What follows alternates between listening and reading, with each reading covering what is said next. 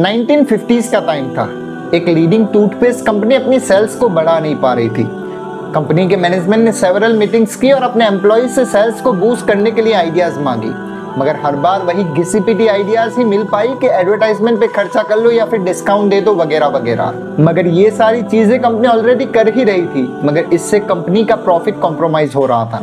कुछ दिन के बाद कंपनी के बाहर का बंदा मैनेजमेंट से मिलता है और कहता है कि मेरे पास एक ऐसी आइडिया है जिससे बगैर एक पैसा खर्च किए कंपनी की सेल्स बूस्ट हो जाएगी, मगर इस आइडिया के लिए आपको मुझे $1 लाख देने पड़ेंगे।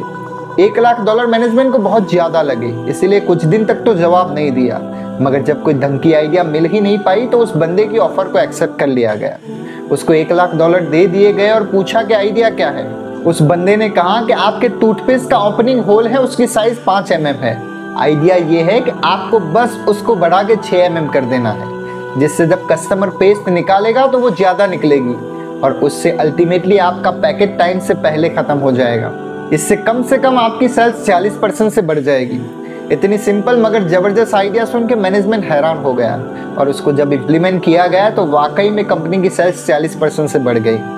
मोरल ऑफ द स्टोरी ये है कि ये जरूरी नहीं है कि हर बार कॉम्प्लेक्स तरीके से सोचने से ही प्रॉब्लम का सॉल्यूशन मिल सकता है। कभी कभी कॉमन सेंस से भी बड़ी बड़ी प्रॉब्लम्स को सॉल्व किया जा सकता है।